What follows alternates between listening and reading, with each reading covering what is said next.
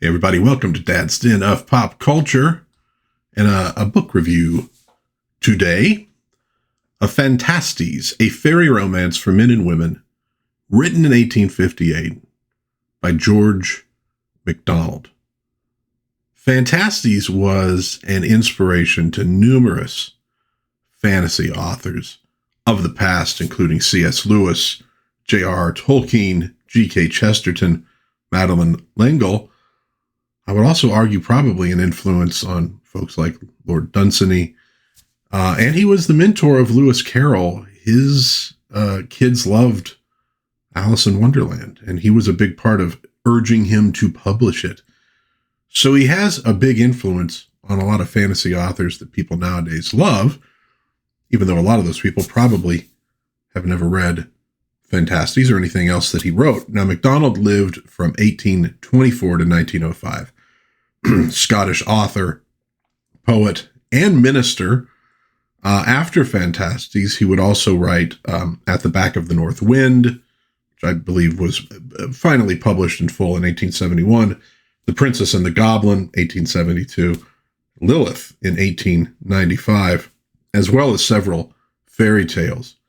Now, the story in Phantastes concerns a young man named Anados, 21 years old, and his search for beauty, for wonder, for something more in the world. One night he is visited by a tiny woman, a fairy, who offers to grant him a wish, and he foolishly asks her how someone so tiny could grant him anything, to which she responds, "Is that all the philosophy you have gained in 21 years? Form is much, but size is nothing. It is a mere matter of relation. I suppose your 6-foot lordship does not feel altogether insignificant, though to others you do look small beside your old Uncle Ralph, who rises above you a great half-foot at least. But size is of so little consequence with old me that I may as well accommodate myself to your foolish prejudices." So saying, she leapt from the desk upon the floor, where she stood a tall, gracious lady with pale face and large blue eyes. Her dark hair flowed behind, wavy but uncurled, down to her waist, and against it her form stood clear in its robe of white. "Now," said she, "you will believe me?" Now, I can't help but thinking about, because of when I was raised, I can't help thinking about Yoda and his conversation with Luke about how could somebody so small move something so large. But the wish is granted, and it's not a wish that he explicitly makes to her, but something that he had wondered about himself the night before when he was reading, or when his sister was reading a fairy tale to him. He wondered, or she wondered, if there was really a fairy country. And he said, "Well, I suppose there is, if you could find a way into it." Well, she tells him, "Tomorrow you will find your way into a fairy country." And in fact, he awakens to discover exactly that. No longer in his room, he is now in the land of fairy. He's in this woodland. And what follows is a dreamlike journey through fairy. So somewhat different from the tighter narratives that you will get in some of the authors who he inspired. Lord of the Rings, for example, where we have a little bit more of a traditional story. What MacDonald writes is more dreamlike, which makes a lot of sense when you get down to what it is he's trying to tell in this story. The quote, "All who wander are not lost." So the story takes a form of his journey through Fairyland, we'll just call it, different encounters, different events, different people that he meets, and in interacting with them, maybe he's learning something about, well, the world, about reality. Yes, he's in a sort of non-reality, but from there, he's learning about the real world. It's sort of the way symbols are, both, well, unreal and real at the same time in explaining how the world around us works. One of the encounters he has is with a knight in rusted armor, the rust being symbolic of sort of a tarnishment on his soul and it can only be removed by sword strokes in battle, and that is what that knight seeks. It is described in the book as so. But as I crossed the space between the foot of the hill and the forest, a vision of another kind delayed my steps. Through an opening to the westward flowed, like a stream, the rays of the setting sun, and overflowed with a ruddy splendor the open space where I was. And riding, as it were, down this stream towards me came a horseman in what appeared red armor. From frontlet to tail, the horse likewise shone red in the sunset. I felt as if I must have seen this knight before, but as he drew near, I could recall no feature of his countenance. Ere he came up to me, however, I remembered the legend of Sir Percival in the rusty armor, which I had left unfinished in the old book in the cottage. Now, that is actually referencing a cottage where he had spent some time, his kind of first introduction to this country. To continue, it was Sir Percival that he reminded me, and no wonder, for when he came close up to me, I saw that from crest to heel, the whole surface of his armor was covered with a light rust. The golden spurs shone, but the iron greaves glowed in the sunlight. The morning star, which hung from his wrist, glittered and glowed with its silver and bronze. His whole appearance was terrible, but his face did not answer to this appearance. It was sad, even to gloominess, and something of shame seemed to cover it. And this will be very important. It's not the first time or the only time this knight is going to show up in the story.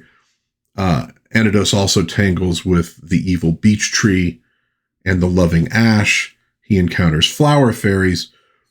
Most importantly, he comes upon a marble statue overgrown in the woodland, and uncovering it falls in love with this sculpture of a woman. This woman sort of becomes his ideal of beauty, and finding her becomes as much his goal as actually escaping Fairyland. Now, each chapter of the book is preceded by a poem from different poets, and I think this makes sense.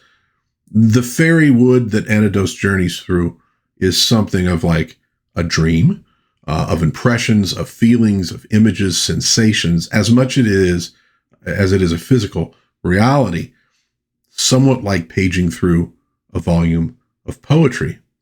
MacDonald's language is flowery. This was written in the 1850s, after all, and though I've seen some discourse lately about old books being too difficult to read, I would highly suggest you read them just the same and do your best to understand them. Dragons aren't easy to slay, but slaying dragons is a worthwhile endeavor. Understanding these books might be difficult at first, but once you do, you're going to access a great deal of wisdom. One of Anados's encounters is in a cottage with many doors. One of those doors sort of joining him with an unwanted companion. And it ties the book to the search for wonder in a sort of mundane world, a theme that we see from Lewis and from Carroll and from Chesterton and many others, and a feeling that I think many people feel to this day, a reaction to the creeping power, suffocating power of technology, sort of technology versus nature. It's especially relevant, I think, these days with AI and things like that. And people just feeling crowded out of the world. We often use the term, go out and touch grass. Get back to nature. Get back to something real, as opposed to some of the unreality, in a weird way, created by technology. Well, in due time, Anados realizes that one must pass through Fairy in order to leave it. And to this end, he has to journey to this palace, sort of in the heart of the country, a palace of marble and silver and moonbeams, and the invocation of the moon, and later of mirrors, which he's going to find some in that palace, works symbolically with what they're trying, or what MacDonald is trying to make you understand in this book. But in that palace, he nearly finds his ideal, and he experiences the lives and loves of others through books. In one of those journeys through a book, we get the line, he saw everything as though through rose-colored glasses. So at least if not the first, a very early reference to the rose-colored glasses. We talk about people who maybe aren't seeing reality for what it is. Well, eventually he rejoins that knight that he met early in the book. Now his armor cleaned, and he discovers what he truly sought, not necessarily beauty in its physical form, but the beauty that is wisdom. He has this 21-day journey through Fairyland, probably to match the 21-year journey he has taken through life. And it teaches him really what every man and woman must learn in this world to be truly happy, which so many people to this day seek, often in the wrong places. I'll leave that discovery of what that is to you when you read or listen to Phantastes by George MacDonald. You can find it on Project Gutenberg for free. You can find it on LibriVox. Listen to it for free. Of course, you can also go out and buy the book, which is always a good idea. But it is really a fantastic story. Beautiful imagery, well written. And it's one of those books that you're just, you do feel like you're walking through this dream and having things revealed, but not always just in such a concrete way. It makes you think, makes you feel. A really excellent book, and I highly suggest that you check it out. Phantastes by George MacDonald. Let me know what you think in the comments if you've read this book, or if you have any questions, I'd be happy to answer them. If you enjoyed this review, please give it a thumbs up, give it a like, maybe think of subscribing to the channel. I do book reviews from time to time and a lot of other pop culture reviews as well. And maybe you could share this with a friend if you think there's somebody out there who would maybe like to hear this. I would really appreciate that. But until next time, God bless everybody. Please be kind to one another. Have a little bit of fun out there. Read some Phantastes, or maybe just read some poetry. It's good for you. And I will see you again, hopefully soon, in Dad's Den of Pop Culture.